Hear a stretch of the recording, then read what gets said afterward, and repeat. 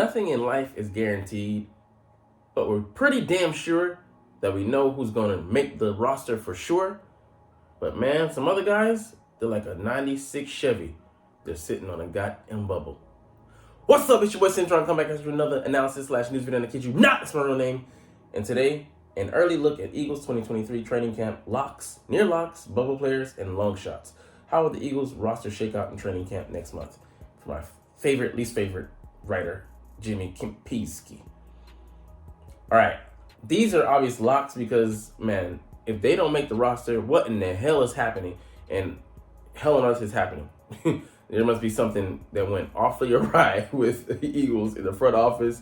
Somewhere on the roster with somebody doing something crazy. But anyways, Jalen Hurts, Marcus Mariota, because we need Mariota.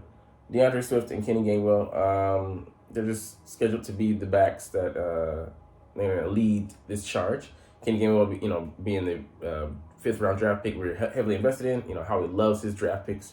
And DeAndre Swift, we swung a trade for him, and he sunk a fourth rounder in 2025. So that's some kind of investment. But he's young, talented, and we project him to have a big role. Devonta Smith and AJ Brown, come on now.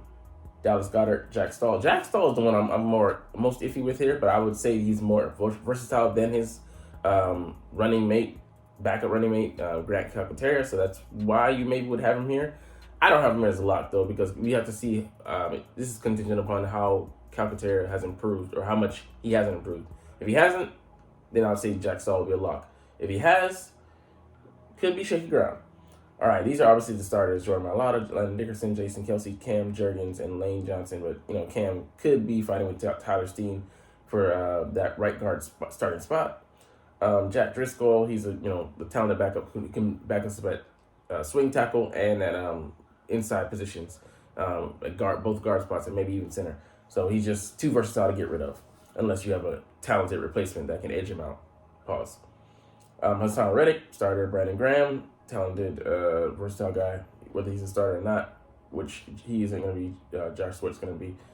He's going to play valuable snaps. Fletcher Cox, mentor role / maybe starter early out in the gate. Jordan Davis going to be slotted for a starter role. Milton Williams, very valuable, ascending guy, who's a backup, but man, he's going to be a role player for us. Jalen Carter, obviously the first round draft pick, who's slated to have a heavy role and could end up being a starter later on. Nolan Smith, obviously a first round pick, and we're not going to just cut him up out of nowhere. Nakobe Dean, heavily invested in him, third round pick, and he's seen as the leader of the linebacker corps with the green dot on his helmet. Darius Slade, James Bradbury, the leaders at corner, and some highly talented guys. Avonte Maddox, slot starting corner. Keely Ringo, the fourth round draft pick, who was seen to have had second round value, so we got it, apparently a steal in the fourth round. Terrell Edmonds, Reed Blankenship, and Sidney Brown. He's being a draft pick, undrafted, and recently got brought in. All three of these guys are going to play. I think any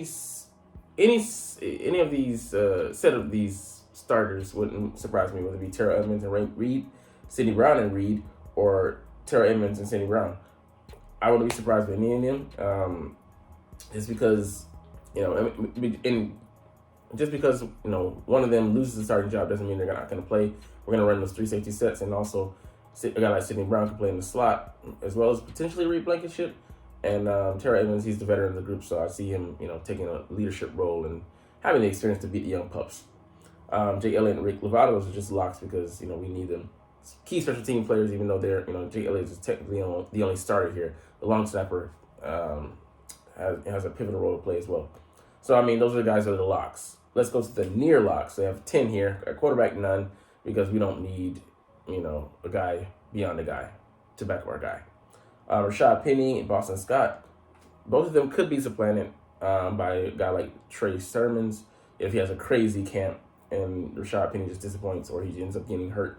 Boston Scott, he's just a reliable guy, but he's slated to be number 4 in the pecking order at running back. And I think we're slated to run 4 deep, so it would make sense that both these guys make the roster.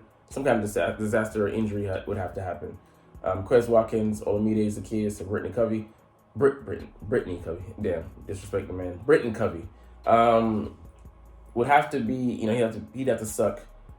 He'd have to be a disappointment as well. Even though I think he's reliable, he's more a lock, you could say, in some way, shape, or fashion to make the roster than Quez, because his role is valued in the slot. And Quez, but he's also a valuable backup, so I don't see us cutting him there. And we don't have anybody behind these guys.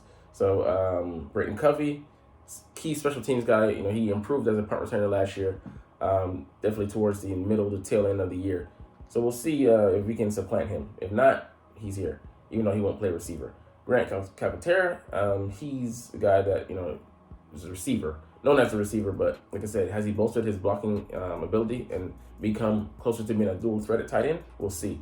But we still don't want to roll with two bodies at tight end, so he's a high, has a high probability to make the roster.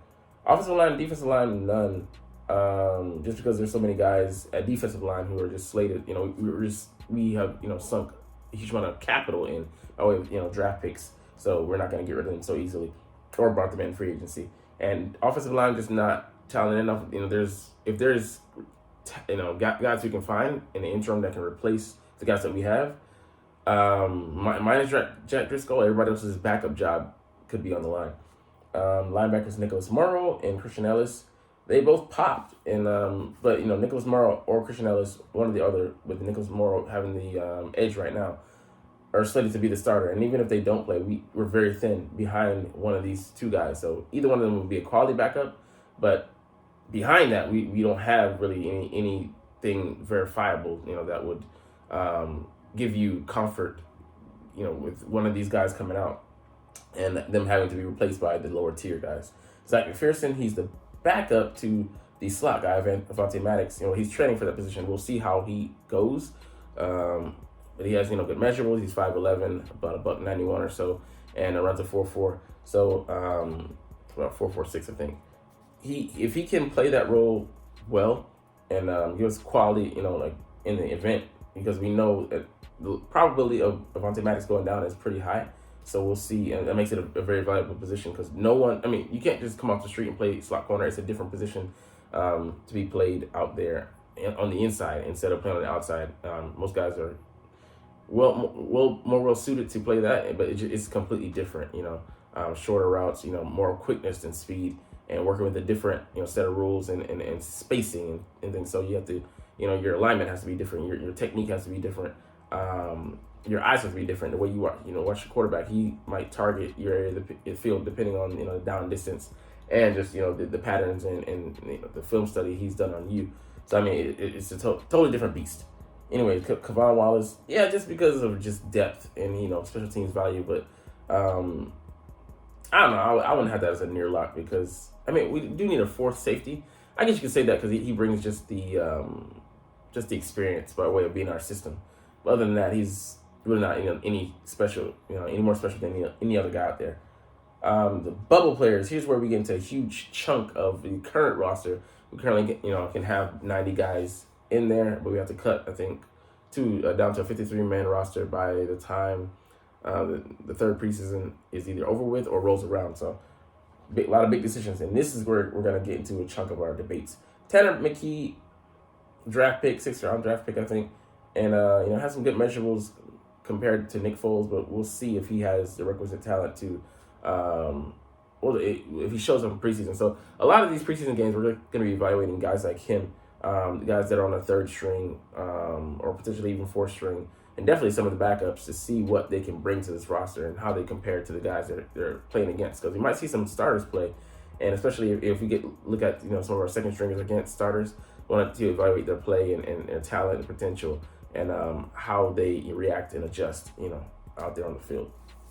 Ian Book, don't expect him to make the roster. Trey Sermon, like I said, he'd have to go crazy to make this roster. Joseph Nagata has a size, got the most guaranteed money, I think $300,000 or so in the contract, to a free agent, rookie free agent not this semester, this year for the Philadelphia Eagles, but still, he's not a lock. He depends on how he plays. He has a big body. He can block guys out quick. They're not fast and can be somewhat of a downfield target in the intermediate area, but let's see what he does. Devin Allen, I don't see him making a roster practice squad guy most likely, because he's going to get cut. He's in Europe right now doing track and field. So I mean, not say his heart and head isn't in it, but that just tells you kind of a lot. He's had so many years off from playing football as a full-time job or his full-time focus, and he's not even here when he could stand the benefit. I mean, anyways, Dan Arnold, I think he puts up a challenge, but he doesn't make the roster. Tyree Jackson, practice squad. Sue Opeta, Brett Toth, right now they're our top backups on the interior, and I think Brett Toth can be also on the exterior at the tackle position. So I think they make the roster just by way of, who else is there. Maro Ojamo, 7th round pick with like a 4th, 5th round value. I think he does make the roster. Could it be over Marlon? Some of these guys are not going to make it just by weight, by nature of it being a numbers game.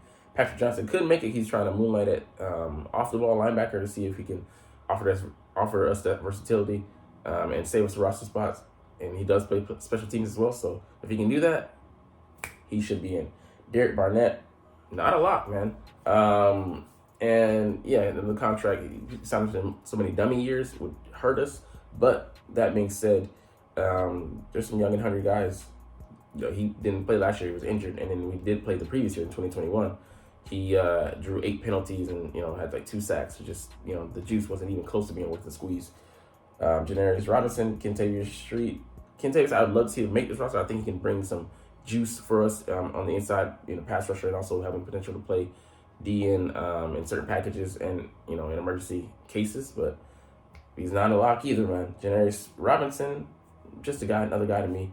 I'm sorry, it was Kyron Johnson that was moonlighting at linebacker, not Patrick Johnson. But Patrick Johnson wasn't really special, but I think it was rookie year last year, so let's see if he ups the ante this offseason. Sean Bradley, just not a wasted draft pick, but it's purely a special teamer. Josh Jobe, Greedy Williams, Josiah Scott. Josiah, he ain't making it. We're too deep at corner this year with guys that we're not even listing. We'll go down below. That we were able to get in the undrafted free agent market. Greedy Williams, former 2nd round pick. I think he makes the roster by way of his experience, and he still has measurables, and if he can recover his confidence, he could provide key depth for us. And maybe teach take a similar sized guy and Keely Ringo under his wing, Ringo. Anyways, Josh Jobe, I think he might be the odd man out, man. I don't know I think we might go 6 at corner, 6 deep, because it's a number of talented guys that we don't want to let go. I think if we cut him, he's gonna end up on someone else's roster. I don't think he's gonna make it to the practice squad. All right, Justin Evans, I think he just a little bit a day late and a dollar short. The guy's a former 2nd round pick of the Bucs. Have flashed some potential, but just has been injured, hasn't been healthy. So the best ability is availability. He has been able to bring that. So Aaron Tipas and Ty Zentner, one of these guys is not gonna make it. I'd love for it to be the young guy, Ty Zentner. But if Aaron keeps being steady as he has been to begin this offseason, he won't be a has-been. Did you catch that bar? Anyway, long shots, not at quarterback. I think that Tanner McKee and Ian Book are both long shots, but Kennedy Brooks, we're too deep at running back right now. We're 5 deep, and we're only going to keep 4. Tyree Cleveland, Greg Ward, Charleston Rambo, Jaden Hasselwood. I wouldn't be opposed to putting majority of these guys, barring Tyree Cleveland, unless he shows something, because he just hasn't delivered on his potential so far in the league. He's been in here a couple of years, and he has good measurables, but that's about it. Greg Ward, trusty, reliable guy we can bring up, in case of emergency. Charleston Rambo, Jaden Hasselwood, just put them on a practice squad to get some seasoning over for a year or so, and then see what they do from on a year-to-year basis. Because Hasselwood has some good size, 6'1", 215. Rambo, not really explosive, but he knows Jalen Hurts, and see if they can rekindle some chemistry at the pro level. Brady Russell, Dalton Keene, we're just too deep at tight end. So sorry guys. And these combination guys, I'm not gonna read them out, but some of them have some good measurables. But if they can take advantage of being a part of Startling University, I think some of them can be fit for the practice squad. And then we'll see what they bring to the squad a year later, or maybe 2. Teron Jackson, Noah Ellis, Matt Leo, nothing special, so washes. Davion Taylor and Ben Van Semmeren. Davion just, he's former 2nd round pick, but just has never been able to, stay healthy and put it together. Ben Van Sumeren, great measurables, but I don't want to release him to the practice squad. I think somebody will scoop him up, so I hope he makes the roster as like a fifth linebacker, primary special teamer. Eli Ricks, Mekhi Gardner, and Mario Goodrich. I think Goodrich is gone, but Mekhi Gardner and Eli Ricks may be practice squad, but they might get scooped up by someone else if we cut them. But they have great potential. Played at LSU and Alabama respectively, and they definitely showed up. Tristan McCullum, yeah, nothing special. So those are the guys I have, for the roster. And yeah, I mean, projections at this point. I know I did another roster video that you didn't even watch because you're not even watching on a regular basis, and you didn't even make it this far. But we're going to get to some other things around the league and then see. Some primarily Eagles stuff, but then some other NFL stuff. Anyways, PFF, who the hell are they?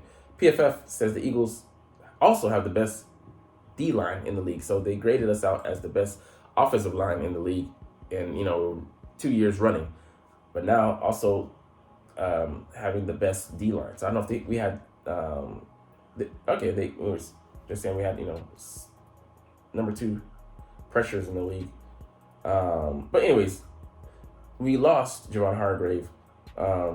But we were able to draft Jalen Carter, who had a 92.3 PFF grade. His potential is vast, though. He could be one of the best to go down ever. But, that's, a reach right now because we haven't seen him on the field. But that being said, a great loss losing Hargrave, but we get more solid in the run defense with Jalen Carter in there. And what we're losing in the pass rush, we have a bevy of pass rushers around those guys, even in the interior as well. Milton Williams had 4 sacks last year. Fletcher Cox had 7, benefiting from the guys around him.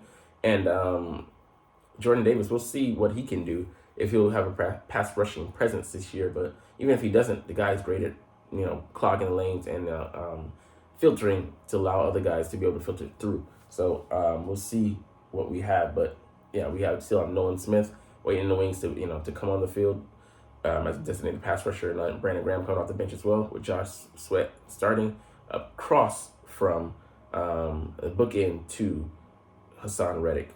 You know what I mean? That's a beast right there. So that's a lovely line to have, and we'll see what what those newer guys will bring, and we might even have our answer to Dallas's linebacker. I forget his name.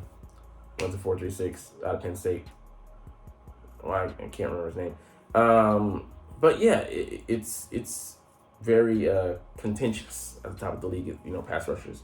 Because 49ers have, they added stealing from us, and they already had, a pretty good line. So, it'll be good competition this year.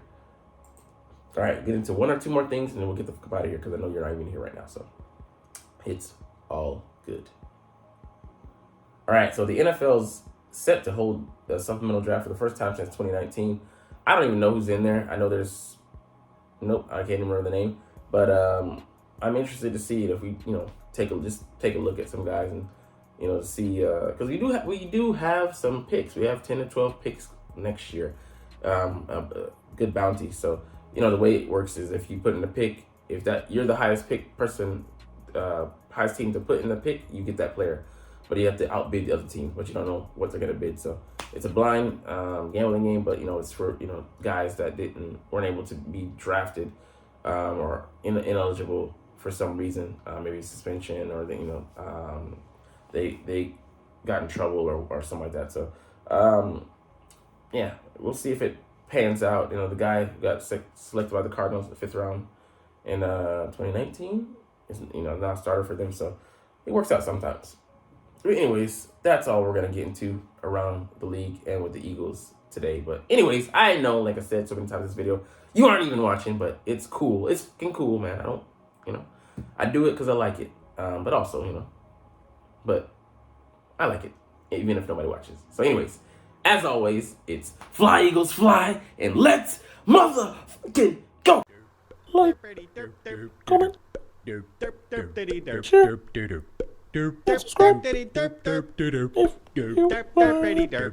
Thanks for watching. Check me out at Cintron, Cintron Anime, Cintron Life, or Cintron Laughs, or other social media.